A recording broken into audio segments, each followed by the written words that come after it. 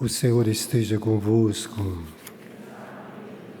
Proclamação do Evangelho de Nosso Senhor Jesus Cristo, segundo Lucas. Glória a vós, Senhor. Quando Jesus aproximou-se de Jericó, um cego estava sentado à beira do caminho pedindo esmolas. Ouvindo a multidão passar, ele perguntou o que estava acontecendo. Disseram-lhe que Jesus Nazareno estava passando por ali. Então o cego gritou: Jesus, filho de Davi, tem piedade de mim. As pessoas que iam à frente mandavam que ele ficasse calado, mas ele gritava mais ainda: Filho de Davi, tem piedade de mim. Jesus parou e mandou que levasse o cego até ele.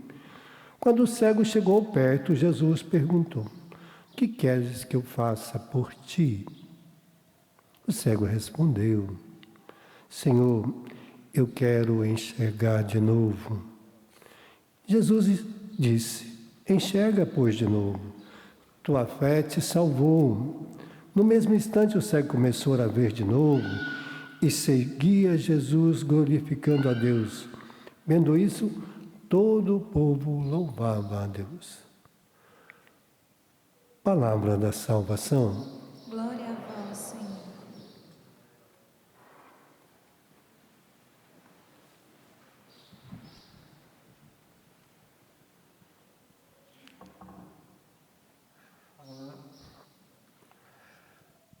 Nós estamos aqui para sermos curados da nossa cegueira.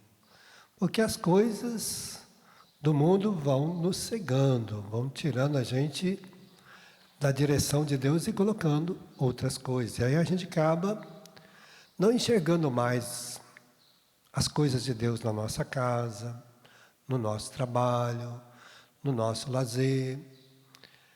A gente acaba tendo uma visão distorcida ou quase cega do reino de Deus. Se a gente pergunta às pessoas sobre o reino de Deus, é muitos poucos que vivem. Por quê? Porque nós vivemos num mundo cercado de situações perniciosas muitas vezes. A leitura de hoje vai nos mostrar o que acontece quando a gente adere a certos costumes. Porque o mundo vai trazendo costumes para a gente que não são de Deus. E as coisas começam a se tornar tudo natural. Tudo pode. Eu sou dono da minha vida, eu faço o que eu quero. Então aí começa a pessoa a achar que não precisa de Deus. E aí vai entrando nos costumes, dentro da nossa casa, na educação dos nossos filhos, na escola. Né? Quem é mais antigo, a escola antigamente era uma escola educacional e que a gente, na própria escola, a gente estudava a religião. Na própria escola a gente fazia catequese, na própria escola a gente fazia a primeira Eucaristia, da primeira à quarta série primária a gente estudava aula de religião. As escolas norte-americanas, outros países estudam até a teologia. Nos Estados Unidos, as crianças fazem até o catecismo da igreja, todo o catecismo. Da primeira à oitava série, faz todo o catecismo. As crianças estudam o catecismo da igreja. Existem países que, além do catecismo, de conhecer bem a igreja, elas estudam também a teologia. Faz teologia nas faculdades. Tem aula de teologia na faculdade. Então a pessoa também vai estudar as ciências da religião, a essência da religião, para que eles sejam também um profissional de Deus, um homem de Deus, uma mulher de Deus, uma família de Deus, e que ele vai conhecer profundamente. Não é o que acontece no Brasil. Aqui as nossas universidades são contrárias a Deus. Se fala de Deus, os caras abominam. Eu estudei, fiz faculdade e cansei de ouvir professores, doutores estudados falando mal da igreja, de Deus, Por quê? Porque não permeiam. Deixaram-se seduzir por essa raiz iníqua, como está aqui hoje a palavra de Deus dizendo que naqueles dias brotou uma raiz iníqua. A iniquidade é o pecado que escandaliza, que mata, que faz os outros sofrer. E aí vai falando mal, até mesmo sem estudar a teologia, sem estudar profundamente a igreja, sem estudar profundamente as graças de Deus, a ação de Deus no mundo. As pessoas falam mal de Deus, deturpam a fé, porque não estudaram, criam uma filosofia religiosa na cabeça e detona. E aí vai passando para os nossos filhos, vai tirando os jovens da igreja, vai escarnecendo, zombando, de tal forma que o jovem muitas vezes tem vergonha de dizer que é cristão numa escola. Tem vergonha de dizer que é cristão no meio dos amigos, no meio da juventude. Muitas vezes a pessoa tem vergonha de dizer que é cristão mesmo já idoso, de defender a sua posição, de falar que é cristão. Porque a raiz da iniquidade também já chegou na nossa casa, já chegou no nosso coração. A gente tem vergonha de dizer que é católico, tem vergonha de dizer que é cristão, que nós rezamos, que nós vamos à missa, porque sabe que vai ter zombaria. Está aqui. A palavra de Deus está ensinando que vai ter zombaria, as pessoas vão escarnecer, vão querer que você deixe, vão chamar você de beato, vão chamar você de louco. Como que um homem como você, estudado, capacitado, vai acreditar em Deus?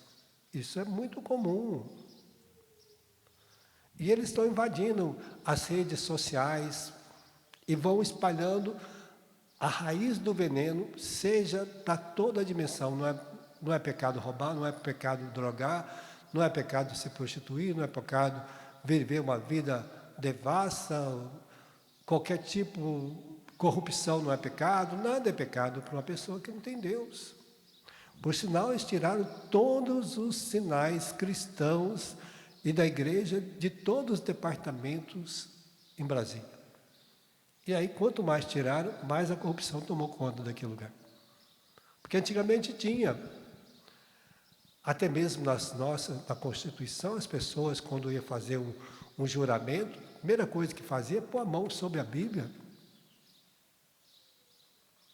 Ainda outros países fazem, mas muitos outros já perderam, tiraram a palavra de Deus de dentro dos lugares, porque a raiz da iniquidade entrou para a devassidão, para corromper a alma daquelas pessoas, né? E vai corrompendo, e assim corrompe as nossas meios de televisão, muitas vezes, né, que nós vamos vendo aí no nosso mundo, que não são cristãs, vai corrompendo, vai deturpando, vai criando uma falsa identidade de pessoas no nosso meio, né? Denegrindo hoje até mesmo a educação das crianças. Não pode, muitas vezes, falar de Deus na escola. Pode falar de tudo, pode ensinar tudo, menos Deus, né? Não se permite falar de Deus. Pode ensinar todo tipo, pode ensinar sexualidade, pode ensinar a masturbar, pode ensinar a ter vida afetiva sexual, pode ensinar a se prostituir, pode ensinar tudo, menos Deus. Então, para a gente ver que a raiz da iniquidade, ela é terrível. E cabe a quem fazer isso? Salvar nós, os pais, os cristãos, defender, lutar, porque aqui está dizendo que muitos resistiram, decidiram firmemente não se deixar tornar impuro, comer alimento impuro, nem viver, nem se contaminar com aquelas práticas.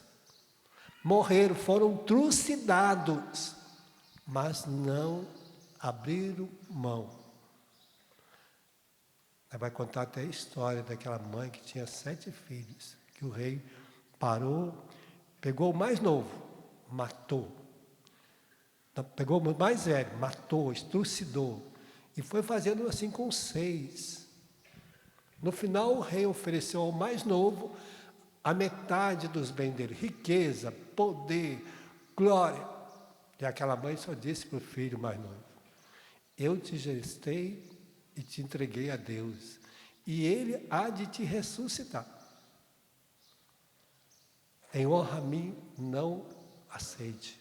Ele falou: o rei pode me matar. E foi o que mais sofreu na mão do rei, né? Porque aquela mãe preferiu que o filho morresse trucidado do que se deixar levar por esse mundo, pelas aberrações desse mundo, pela sedução desse mundo e pela riqueza que o rei ofereceu a ele. Então hoje Jesus passou, e aquele cego, antes ele devia enxergar, porque ele disse: eu quero ver de novo. Significa que ele ficou cego por alguma situação. Para mostrar que às vezes, quando nós não estamos Deus, nós não enxergamos nosso pai como pai, nós não enxergamos nossa mãe como mãe, nós não enxergamos nosso irmão como irmão. Às vezes a gente enxerga os próprios da casa como inimigo. Às vezes nós nos enxergamos o outro que está do nosso lado como inimigo, como um concorrente, como alguém que está disputando conosco, não como um irmão. A gente vai afastando de Deus, a gente vai ficando cego. E aí a gente começa a competir, falar mal, reclamar, brigar, ofender. E a gente começa as perseguições, querendo destruir aquela pessoa, querendo levar aquela pessoa à morte. É a raiz da iniquidade. Mas a gente não percebe. A guerra que a gente faz com o outro, a gente não percebe o mal que a gente faz com o outro. Porque a gente vai deixando as seduções desse mundo entrar. E parece linda. Parece bonito, mas quando você vê um jovem tentando sair da droga, ele não consegue. Quando a pessoa tenta parar de mentir, não consegue. Quando a pessoa tenta parar de cometer adultério, não consegue. Quando a pessoa tenta parar de roubar, ela não consegue. Quando ela tenta parar de viver práticas lascivas. Esse tempo atrás eu estava atendendo uma pessoa, eu estava rezando com ela, e essa pessoa, a menina, era uma garota de programa de São Paulo. Ela foi para São Paulo para estudar. Chegou lá, conheceu pessoas, foi seduzida, entrou na prática da prostituição. E ela acabou não formando na faculdade. Mas a vida dela virou, ela querendo largar aquela vida, mas ela não conseguia. Por quê? Por causa da prática da vida da prostituição. Costumou viver na prostituição. A gente acostuma com tudo. Até fazer mal a gente mesmo, até matar a gente mesmo, até se autodestruir, até se autoflagelar, nós costumamos fazer conosco. Se deixar, a gente acaba bebendo veneno, a gente acaba bebendo todo dia, a gente acaba fumando, está escrito no mar cigarro, vai ter câncer, e a pessoa fuma, sabendo que vai ter câncer. Ele está matando ele, mas não está vendo, não enxerga.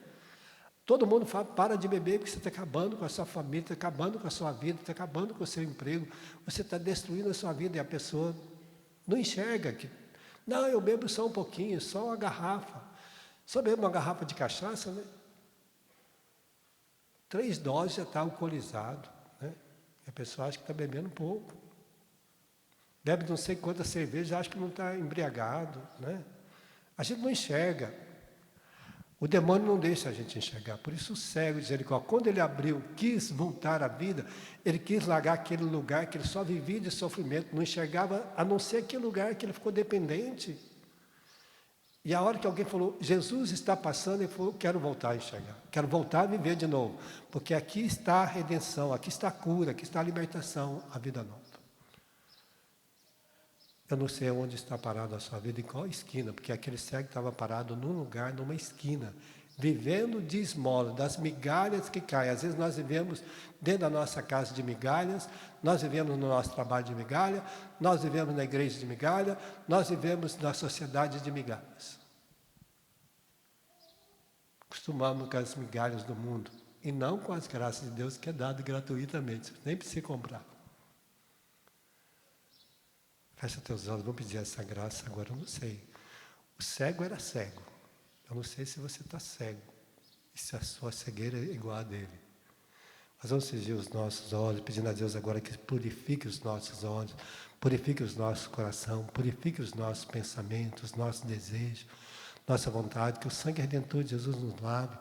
Assim como Jesus disse àquele cego, sede curado, que nós também sejamos hoje, de toda a raiz de iniquidade, de pecado, de miséria, de seduções que entrou em nossa vida, que nos aliciou, que nos faz mal. A gente deixou de rezar, a gente deixou de ir na igreja, a gente deixou de acreditar em Deus, a gente tem preguiça de ler a palavra de Deus, a gente tem preguiça de ir à missa, a gente tem preguiça de correr atrás das coisas de Deus e corremos atrás dos pecados. A gente vive correndo atrás de pecado, batendo na porta do pecado, mas que o Senhor nos dê a graça hoje de sermos curados de todas essas misérias.